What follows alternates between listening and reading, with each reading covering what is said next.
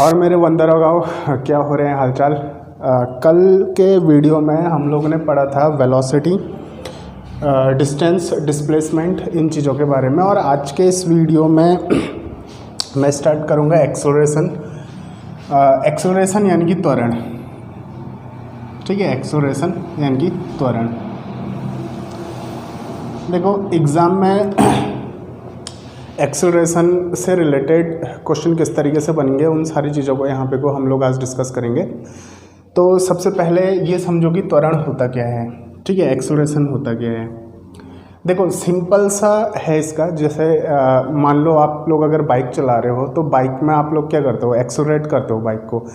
तो बाइक को एक्सेलरेट करने का मतलब क्या होता है? बाइक को एक्सेलरेट करने का मतलब होता है कि आप उसकी स्पीड बढ़ा रहे हो। जब आप उसमें ठीक है एक्सेलरेट करते हो तभी तो बाइक आगे को चलती है। तो जब कभी भी किसी भी चीज़ की गति बढ़ती है तो उसको हम लोग क्या बोलते हैं, एक्सेलरेशन बोलते हैं। अब देखो गति बढ़ेगी, गति के बढ़ने का मतलब क्या होता है? गति के बढ़ने का मतलब होता है कि समय के साथ उसकी चाल में, यानी कि समय के साथ उसकी वेलोसिटी में, चाल और वेलोसिटी कुछ भी बोल सकते हो, अंतर आता है, ठीक है। और अंतर कैसा आता है कि समय के साथ वो इंक्रीज़ करती है यानी कि बढ़ती है। तो एक्सेलरेशन का जो फॉर्मूला बनेगा, एक्सेलरेशन इक्वल्स टू ये होगा डेल्टा वी अपॉन, ठीक है, डेल्टा टी। मैं इसको ले सकता हूँ, डेल्टा टी ना लेके आप टी भी ले सकते हो यहाँ पे। वो क्वेश्चन के हिसाब से होगा कि किस तरीके से क्वेश्चन पूछा गया है। तो ये होगा डेल्टा। डेल्टा का मतलब होता है चेंज, ठीक है, परिवर्तन। ये क्या होता है? चेंज यानी कि परिवर्तन। तो देखो डेल्टा वी का मतलब क्या हुआ? डेल्टा वी का मतलब हुआ कि जो वेग है यानी कि जो ठीक है वेलोसिटी है उसमें क्या आएगा, परिवर्तन आएगा, चेंज आएगा। और डेल्टा टी टाइम में जो परिवर्तन आएगा। यानी कि कभी कभार क्वेश्चन में हमको इस तरीके से भी दिया हो सकता है कि पहले 10 सेकंड से अंतिम 20 सेकंड तक, ठीक है, इस तरीके से निकालो। तो वहाँ पे को हम लोग क्या करेंगे, डेल्टा टी लेंगे। अदरवाइज़ किसी क्वेश्चन में हमको खाली टाइम दे रखा है तो हम लोग उसको जो टाइम हमको दिया होगा वही लेंगे। तो त्वरण है क्या? ये है रेट ऑफ चेंज। इसको क्या बोला जाएगा? रेट ऑफ चेंज इसको बोला जाएगा, परिवर्तन की दर, ठीक है। रेट ऑफ चेंज यानी कि परिवर्तन की दर इसको बोला जाएगा। तो एक्सेलरेशन सिंपल सी चीज़ है, ये परिवर्तन की दर है। किसमें? वेलोसिटी में टाइम के हिसाब से जो परिवर्तन आएगा उसको क्या बोला जाएगा? एक्सेलरेशन बोला जाएगा।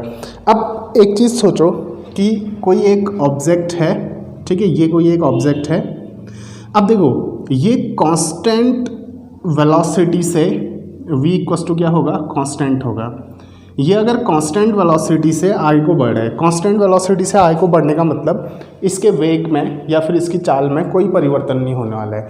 अब अगर इसके वेग में और इसकी चाल में कोई परिवर्तन ना हो तो डेल्टा वी कितना हो जाएगा?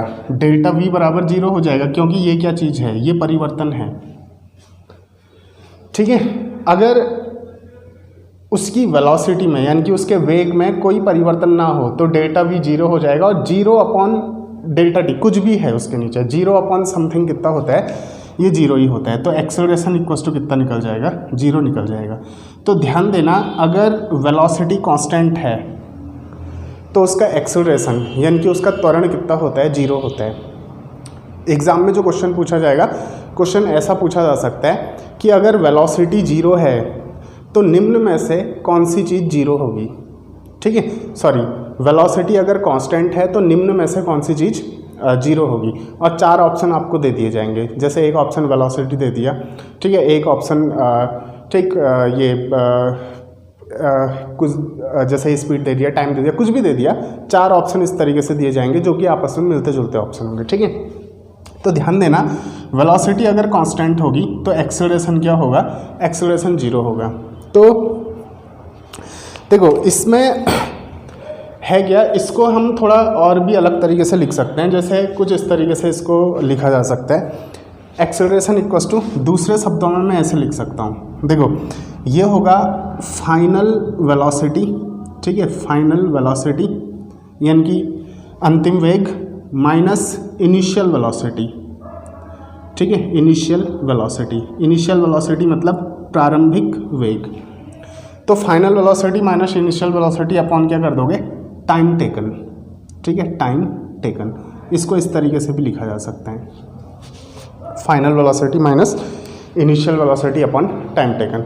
इस फॉर्म में भी इसको लिख सकते हैं। अब देखो, हो सकता है एग्ज़ाम में इसकी एसआई यूनिट पूछ दी जाए, ठीक है। कभी कभार सिंपल से जो क्वेश्चन बनते हैं उसमें एसआई मात्रक भी पूछा जा सकता है। तो इसकी जो ठीक है एसआई यूनिट बनेगी, ये क्या बनती है, ये बनती है मीटर पर सेकंड स्क्वायर, ठीक है। ये क्या बनेगी, मीटर पर सेकंड स्क्वायर, क्योंकि इसका मात्रक रखोगे ये होता है मीटर पर सेकंड, और यहाँ पे को सेकंड रखोगे तो कितना बन जाएगा, मीटर पर सेकंड। ये डेल्टा वी यानी कि वेलोसिटी का होता है मीटर पर सेकंड, और डेल्टा टी के बदले भी क्या रखोगे, सेकंड। तो ये क्या बन जाएगा, सेकंड का स्क्वायर बन जाएगा। तो ये कितना बन जाएगा, मीटर पर सेकंड का स्क्वायर, ठीक है। ये कितना बन जाएगा, मीटर पर सेकंड का स्क्वायर बन जाएगा। तो ये होता है एक्सेलरेशन। अब देखो, एक्सेलरेशन और वेलोसिटी से संबंधित जो प्रश्न एग्जाम में पूछे जाएंगे वो किस तरीके से पूछे जाएंगे। अच्छा, प्रश्न को देखने से पहले इसमें कुछ फॉर्मूले हैं उसको देखते हैं, उसके बाद प्रश्न पे आते हैं। देखो यहाँ पे को है क्या, अभी मैंने बताया कि एक्सेलरेशन क्या होता है, ठीक है। अगर वेलोसिटी इंक्रीज करेगी, वेलोसिटी अगर बढ़ती है तो उसको क्या बोला जाता है, एक्सेलरेशन बोला जाता है, यानी कि त्वरण बोला जाता है, ठीक। और अगर वेलोसिटी में जो परिवर्तन है, देखो परिवर्तन आने का मतलब हुआ वेलोसिटी बढ़ भी सकती है और घट भी सकती है। तो वेलोसिटी अगर घटेगी, ठीक है, तो इसको बोला जाता है रिटार्डेशन, ठीक है। इसको क्या बोला जाता है, रिटार्डेशन बोला जाता है। वेलोसिटी इंक्रीज करेगी तो एक्सेलरेशन हो गया, और वेलोसिटी डिक्रीज करेगी तो क्या हो गया, रिटार्डेशन हो गया। इसमें एक इम्पॉर्टेंट चीज़ है, चलो इसका आंसर आप लोग खुद देने की कोशिश करना। मैं एक ग्राफ ड्रॉ करता हूँ, ठीक है। एग्ज़ाम में ऐसे क्वेश्चन पूछे जा सकते हैं, क्योंकि जो आप लोगों का सिलेबस है, सिलेबस में वेलोसिटी टाइम ग्राफ, ठीक है, डिस्टेंस टाइम ग्राफ, ये सारी चीज़ें भी हैं। तो ग्राफ से रिलेटेड क्वेश्चन पूछा जा सकता है, और आपको आना चाहिए ग्राफ को सॉल्व किस तरीके से किया जाता है। तो जैसे मैं आपको एक ग्राफ देता हूँ, जैसे ये मान लो एक ग्राफ है, ठीक है।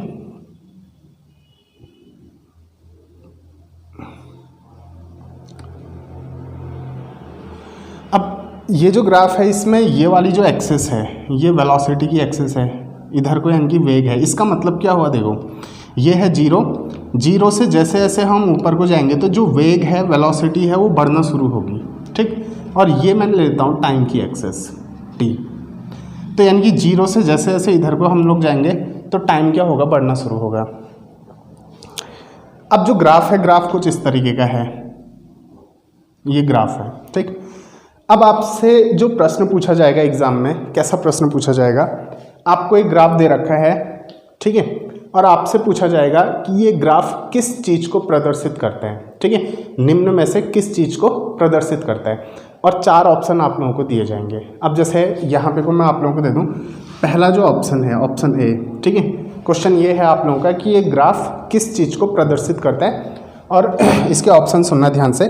पहला ऑप्शन है यूनिफॉर्म, ठीक है, uniform acceleration, uniform acceleration of an object.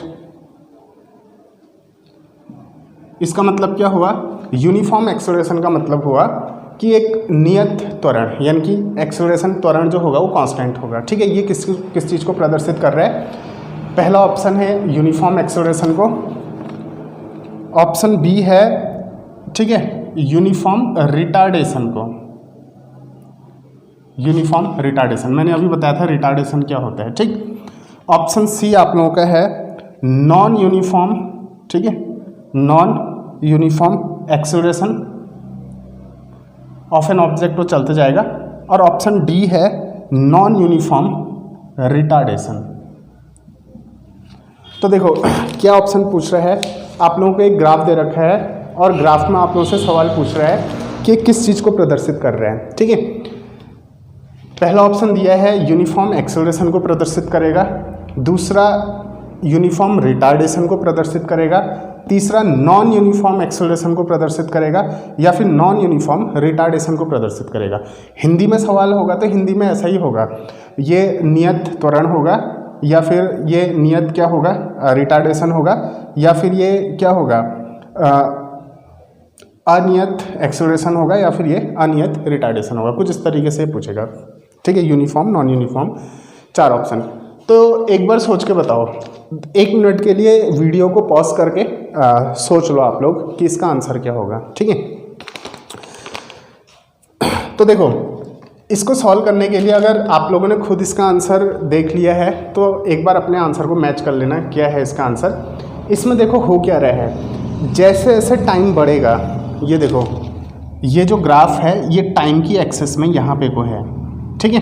अब इस ग्राफ में अगर मैं 3-4 बिंदु ले लेता हूँ, देखो एक बिंदु ये ले लिया, दूसरा बिंदु ये ले लिया, तीसरा बिंदु ये ले लिया, ठीक। अब इसको मैं इधर मिलाऊंगा तो देखो, मान लो ये 4 सेकंड का बिंदु है, ये टाइम है, तो मैं 4 सेकंड पे ये वाला ले लेता हूँ, और ये हो गया 3 सेकंड का, ये हो गया 2 सेकंड का बिंदु, ठीक। तो 2 सेकंड अगर मैं टाइम लूँगा तो वेलोसिटी यहाँ पे को है, यानी कि यहाँ से लेकर यहाँ तक इतनी वेलोसिटी है। 3 सेकंड में क्या है कि वेलोसिटी क्या हो चुकी है, देखो कम हो चुकी है यहाँ से यहाँ तक, और चौथे सेकंड में वेलोसिटी क्या हो चुकी है, देखो यहाँ पे को मिलाऊंगा तो वेलोसिटी और भी कम हो चुकी है। तो यानी कि देखो, और टाइम में अगर मिलाऊंगा तो 2 सेकंड का जो बनेगा 2 सेकंड यहाँ पे को बनेगा, ठीक है। 3 सेकंड जो बनेगा 3 सेकंड टाइम एक्सेस में यहाँ पे को बनेगा, 4 सेकंड टाइम एक्सेस में यहाँ पे को बनेगा।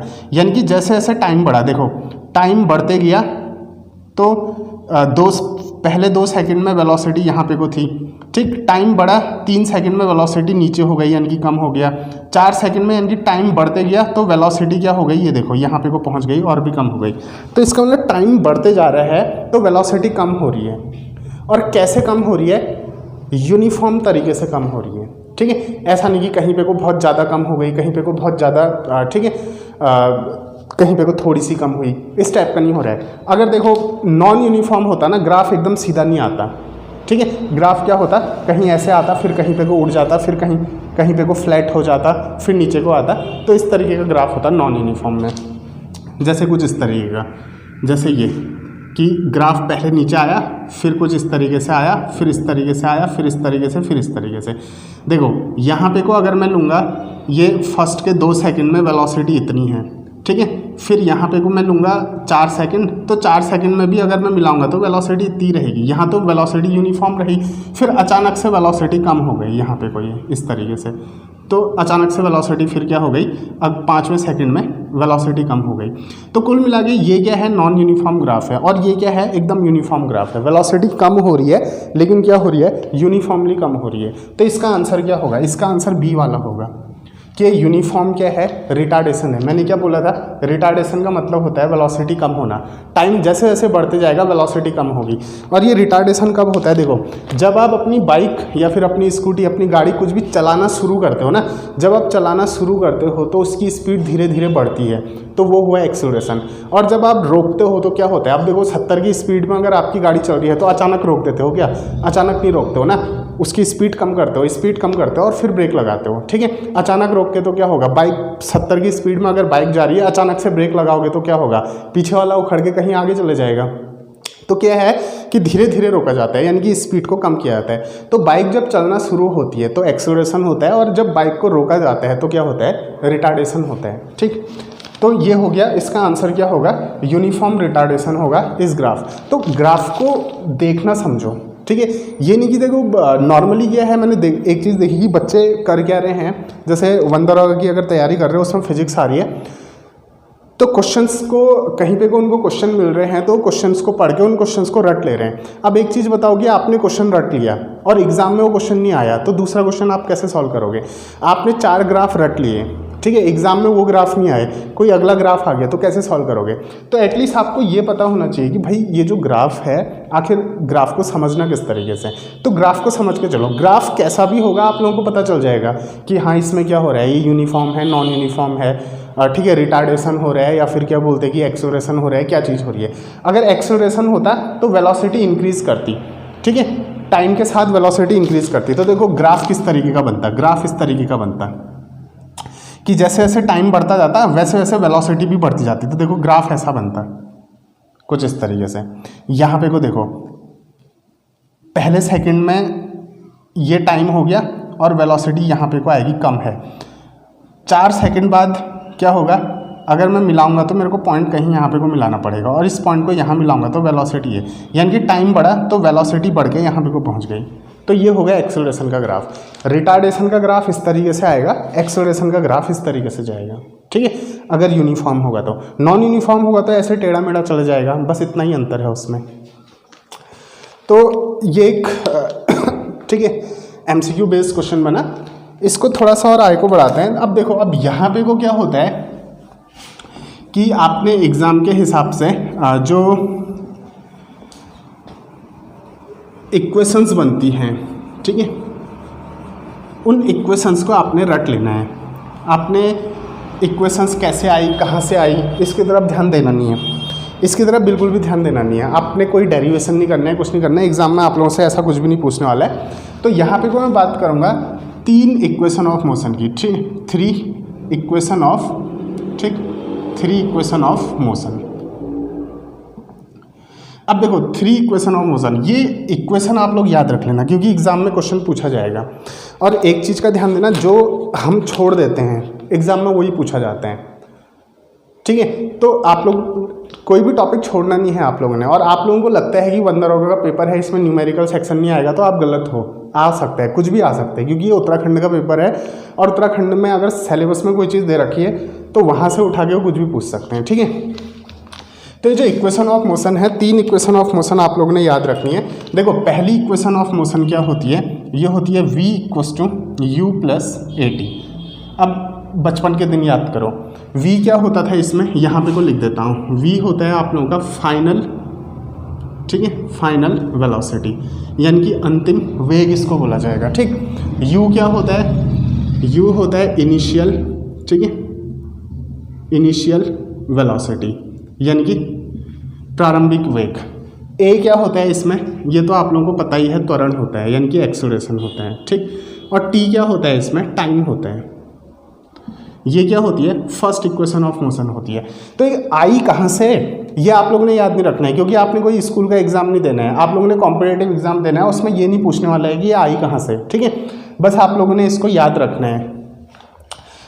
दूसरी इक्वेशन ऑफ मोशन होती है आप लोगों की s = u प्लस, ठीक है, sorry ut + ½ at², ut + ½ at²। तो अब देखो t तो सेम चीज़ है, टाइम हो गया, a एक्सेलरेशन हो गया, t इसमें ये टाइम हो गया, u इनिशियल वेलोसिटी हो गया, s क्या हो गया, s होता है यहाँ पे को डिस्टेंस, डिस्टेंस यानी कि दूरी, ठीक है। और तीसरी इक्वेशन ऑफ मोशन यहाँ पे को बनती है v² = ठीक है u² + 2as। ये 3 इक्वेशन ऑफ मोशन बनती है। First equation of motion, second equation of motion और थर्ड इक्वेशन ऑफ मोशन, इस तरीके से इसको पढ़ा जाएगा। कहाँ से आई, क्या आई, कुछ नहीं आपने दिमाग में रखना है, बस इन 3 इक्वेशन को याद रखना है। और हो ना हो इनसे संबंधित क्वेश्चन एग्जाम में जरूर आएगा, ठीक है। तो इसमें देखो यहाँ पर को देखना, एक न्यूमेरिकल मैं आप लोगों को दे रहा हूँ, किस तरीके से इसके न्यूमेरिकल सॉल्व किए जाते हैं, उस चीज़ को एक बार समझना। और जो मैंने टेलीग्राम चैनल बना रखा है उसमें अभी ज़्यादा लोग जुड़े नहीं हैं, ठीक है। कुछ 12-13 लोगों को जोड़ रखा है, वो भी मैंने खुद जोड़ रखा है, और वो इस एग्ज़ाम से संबंधित नहीं है, तो इसलिए मैंने उसमें कोई भी अभी क्वेश्चन वगैरह नहीं डाल रखे हैं। आप लोग अपने दोस्तों को बताओ और ठीक है उस चैनल से जुड़ जाओ। उसका जो लिंक है मैं डिस्क्रिप्शन में देता हूँ, पिछले वीडियो के डिस्क्रिप्शन में मैंने दिया था, तो वहाँ से आप टेलीग्राम चैनल में जाओ, वहाँ पे को मैं आपको ठीक है न्यूमेरिकल्स वगैरह क्वेश्चन वगैरह प्रैक्टिस करने के लिए वहाँ पे को दे दूँगा, और उसका जो सॉल्यूशन वगैरह है वो सब वहाँ पे को आप लोगों को मिल जाएगा। तो एटलीस्ट एक बार देख लो कि इन 15-20 दिनों में कितनी फिजिक्स हो सकती है। अब ये मान के चलो ना कि अगर आप लोगों का 100 नंबर का पेपर होता है, 100 नंबर के पेपर में देखो 7-8 क्वेश्चन भी अगर फिजिक्स के आ जाते हैं, तो एक चीज़ ध्यान देना कि मेरिट बनने में एक क्वेश्चन भी बहुत ज़्यादा मायने रखता है, एक क्वेश्चन से भी बहुत ज़्यादा मेरिट आगे पीछे हो जाती है, फिर 6-7 क्वेश्चन तो बहुत बड़ी बात होती है। तो इसलिए सबसे ज़रूरी क्या है कि आप लोगों ने ध्यान देना है कि अब देखो फिजिक्स के जो वीडियो चल रहे हैं, तो 15-20 दिनों में लगभग पूरा सिलेबस आप लोगों का कंप्लीट कर दूंगा।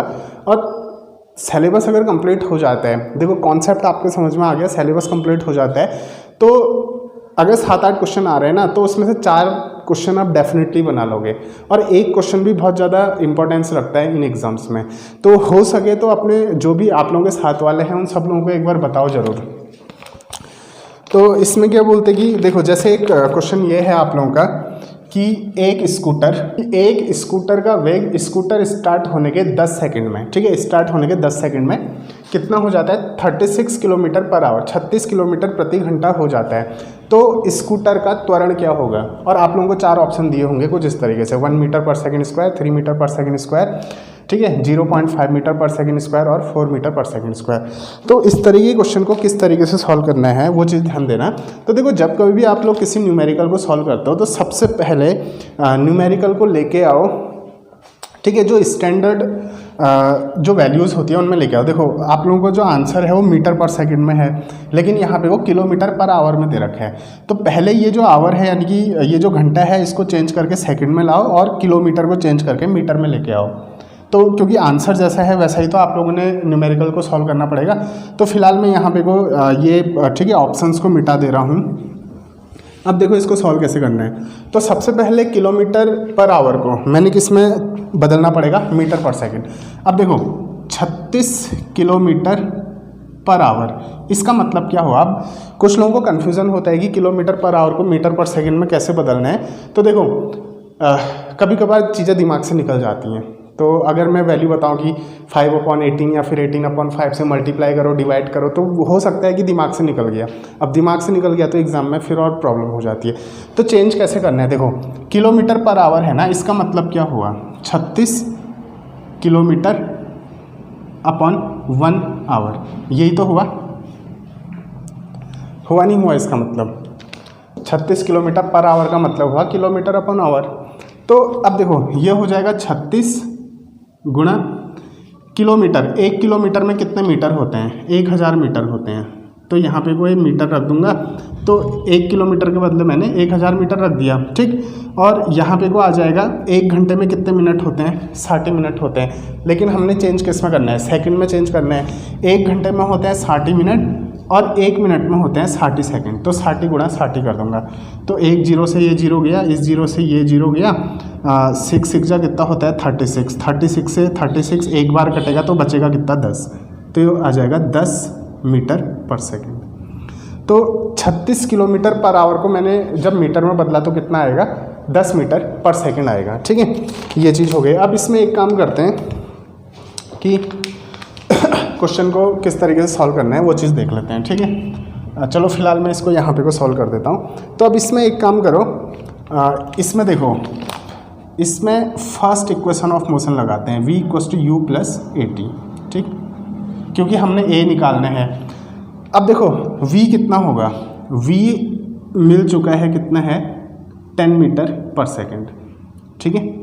अब क्वेश्चन में क्या बोल रहा है? स्कूटर का वेग स्कूटर स्टार्ट होने के, इस लाइन को ध्यान से पढ़ो, स्कूटर स्टार्ट होने के, स्टार्ट हो रही है स्कूटर, वो पहले से चल नहीं रही है। पहले से अगर चल रही होती ना तो उसके पास कुछ ना कुछ वेग पहले से होता, ठीक है। लेकिन स्कूटर स्टार्ट हो रही है, स्कूटर स्टार्ट हो रही है, इसका मतलब पहले वो चल नहीं रही थी, पहले वो रुकी थी। तो उसका शुरुआती जो वेग होगा, शुरुआती जो वेलोसिटी होगी, यानी कि u बराबर कितना होगा? 0 होगा, ठीक है। और t बराबर कितना दे रखा है? t बराबर दे रखा है 10 सेकेंड।